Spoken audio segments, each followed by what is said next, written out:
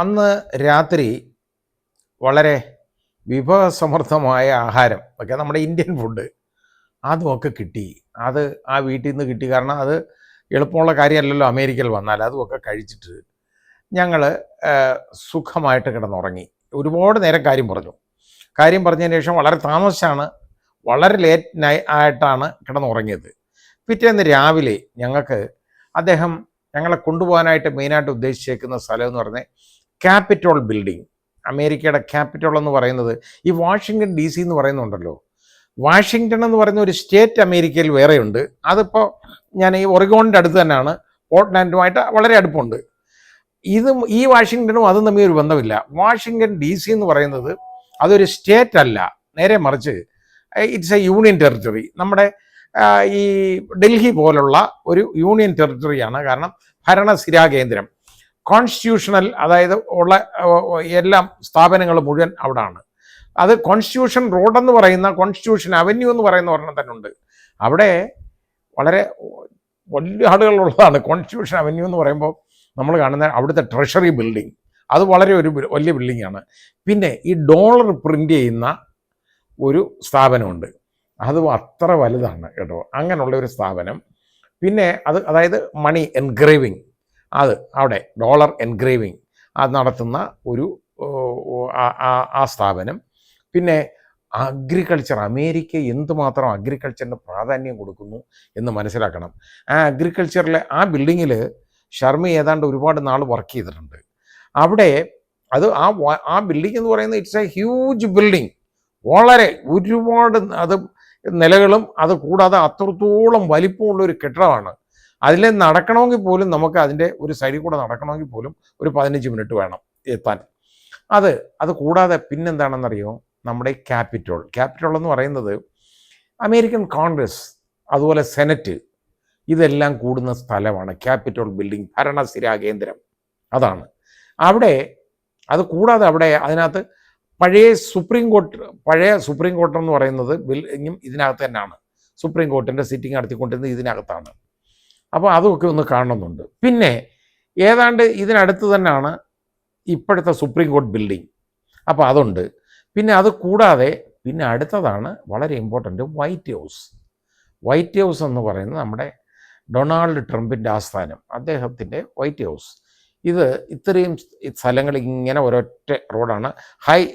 ഭയങ്കര സെക്യൂരിറ്റി ഉള്ള ഏരിയയാണ്, ഹൈ സെക്യൂരിറ്റി ഉള്ള ഏരിയയാണ് അവിടെ. എനിക്ക് പറഞ്ഞു തന്നു, ഇവിടെ നടക്കുന്ന, അതായത് നമ്മുടെ ഈ സിവിൽ ഡ്രസ്സിൽ നടക്കുന്ന മിക്കവാറും ആളുകൾ എന്നൊക്കെ പറയുന്ന എല്ലാം സീക്രട്ട് ഏജൻസും അതുപോലെ പോലീസിൽ ഉള്ള ആളുകളും സീക്രട്ട് സർവീസിലുള്ള ആളുകളുമാണ്, ഇൻ്റലിജൻസ് അതിൽ ഉള്ള ആളുകളാണ്. അവർ അത്രയും വലിയ തിരക്കൊന്നുമില്ല. പക്ഷേ കാർ പാർക്കിംഗ് എന്ന് പറയുന്നത് ഇറ്റ് ഈസ് നോട്ട് ഈസി. ആ പരിസരത്തിലെങ്ങും പാർക്കിംഗ് കിട്ടത്തില്ല.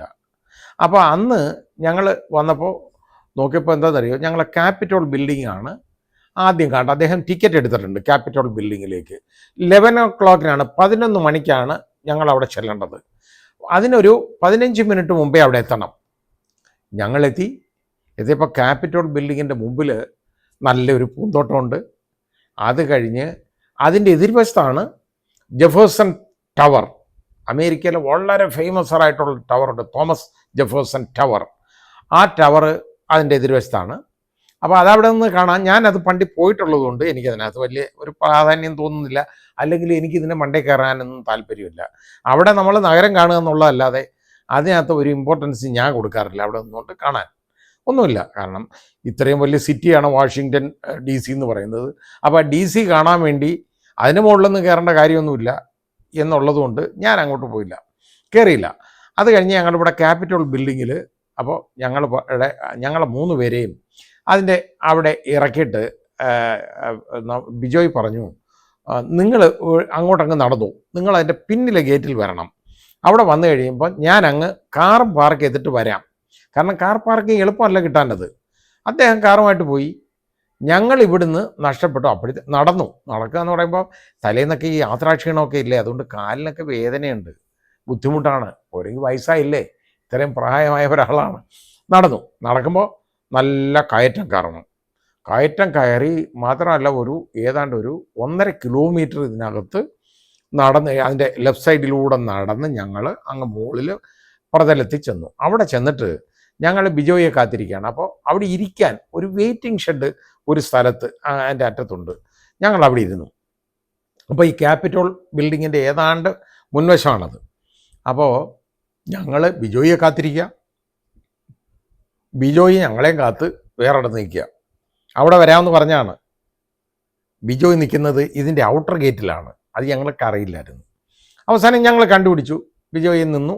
ആ ബിജോയെ അടുത്ത് പോയതിന് ശേഷം ഞങ്ങൾ നേരെ അവിടുന്ന് ലിഫ്റ്റിലൂടെ, ആ ഇടതുവശത്തെ ലിഫ്റ്റിൽ ഞങ്ങളുടെ ടിക്കറ്റും ഒക്കെ ഉണ്ട്, ലിഫ്റ്റിലൂടെ ഇറങ്ങി വന്ന് ഈ ബിൽഡിങ്ങിൽ വന്നു. അപ്പോൾ ഈ ടിക്കറ്റൊക്കെ കാണിച്ചു. അപ്പോൾ ഞങ്ങളുടെയൊക്കെ വിശദമായ പരിശോധന.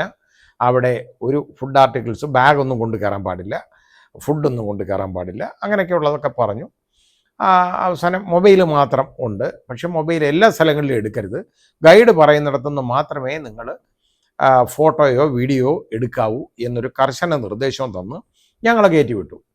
അങ്ങനെ ഞങ്ങൾ പോയി. ഞങ്ങൾ അങ്ങനെ അകത്തോട്ട് ആദ്യത്തെ വാതിൽ കഴിഞ്ഞു. അവിടെ ചെന്നപ്പോൾ ഒരാൾ വന്ന് ഗുഡ് മോർണിംഗ് ഒക്കെ പറഞ്ഞിട്ട് ഇച്ചിരി അകത്തോട്ട് കയറി അടുത്ത വാതിൽ കഴിഞ്ഞ് ചെന്നപ്പോൾ ഹിയർ ഈസ് യുവർ ഗൈഡ് എന്നും പറഞ്ഞ് ഒരു ചെറുപ്പക്കാരൻ വന്നു. അദ്ദേഹം ഞങ്ങൾക്ക് ഇതിൽ ഹെഡ്ഫോൺ കൊണ്ട് തന്നു. പിന്നെ അത് ധരിക്കണം, അദ്ദേഹം സംസാരിക്കുമ്പോൾ നമുക്ക് എന്നാലേ പറ്റുള്ളൂ. അതെല്ലാം വർക്ക് ചെയ്യുന്നോന്നൊക്കെ നോക്കിയപ്പോൾ ഞങ്ങളുടെ ആ ഗ്രൂപ്പിൽ ഏതാണ്ടൊരു 10-15 പേരുണ്ട് അതിനകത്ത്. അങ്ങനെ ഓരോ ഗ്രൂപ്പായിട്ടാണ് ഇവർ ഓരോ ടൈമിൽ കൊണ്ടുവിടുന്നത്. ഞങ്ങൾ യഥാർത്ഥത്തിൽ അപ്പോൾ ചെന്നപ്പോൾ തന്നെ ഒരു 11:05 ആയിപ്പോയി. എന്നാലും അത് അവർ അഡ്മിറ്റ് ചെയ്തു. പിന്നെ ഇത് കഴിഞ്ഞിട്ട് എന്താണ് ഈ ക്യാപിറ്റോൾ ബിൽഡിംഗ്, ഇതിനകത്തൊക്കെ എന്താണ്, ഇതിൻ്റെ ചരിത്രം എന്താണ് എന്ന് കാണിക്കുന്ന ഒരു ഫിലിം അത് നമ്മളെ കാണിക്കും. അവിടെ ഒരു തിയേറ്റർ പോലെ ഒരു ഭാഗമുണ്ട്.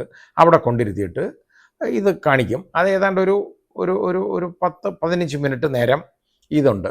കാണിച്ചതിന് ശേഷം നമ്മൾ ഇതിനകത്ത് എന്തൊക്കെയാണ് ഉണ്ടായിരുന്നതെന്നൊക്കെ നോക്കിയിട്ട് നമ്മളെ അവിടുന്ന് അത് കഴിഞ്ഞിട്ട് കം വിത്ത് മീ എന്നും പറഞ്ഞ് അയാൾ മുമ്പേ നടക്കും. നമ്മളിൽ ആട്ടും പറ്റം പോലെ പുറയിലിങ്ങനെ പോകും. അപ്പോൾ ഓരോ സ്ഥലങ്ങൾ കണ്ടു. ആദ്യമായിട്ട് അതിനകത്ത് കയറി കണ്ടത് എനിക്ക് വളരെ ഇഷ്ടപ്പെട്ടതെന്ന് പറയുന്നത് അവിടുത്തെ പഴയ സുപ്രീം കോടതി, അതായത് നേരത്തെ ഉള്ള സുപ്രീം കോർട്ടിൻ്റെ കോംപ്ലക്സ് ഇതിനകത്തുള്ളതാണ്. ആ സുപ്രീം കോർട്ടിൻ്റെ കോർട്ട് ഹാളിലേക്ക് കൊണ്ട് കയറി. ആ കോർട്ട് ഹാള് വളരെ സൗന്ദര്യമുള്ള ഒരു കോർട്ട് ഹാളാണ്. ആ 9 ജഡ്ജസാണ് സുപ്രീം കോടതിയിലുള്ള, അവർക്കിരിക്കാനുള്ള സീറ്റുകൾ. അതിന് മുമ്പ് ഒരു പച്ച നിറത്തിലുള്ള ഒരു 4 ടേബിളുണ്ട്. അതിലെ അറ്റോർണീസിനിരിക്കാനാണ്. അതിന് ബാക്കിൽ ഉള്ളതെന്നൊക്കെ പറയുന്നത് ബാക്കി ആളുകൾക്ക് ഇരിക്കാനുള്ള ഒരു സ്ഥലവുമാണ്. അതുമൊക്കെ വിശദമായിട്ട് ഞങ്ങൾ കണ്ടു. അത് വളരെ വളരെ വളരെ സന്തോഷകരമായ ഒരു അനുഭവമായിരുന്നു. ബാക്കി ശേഷം അടുത്തതിൽ.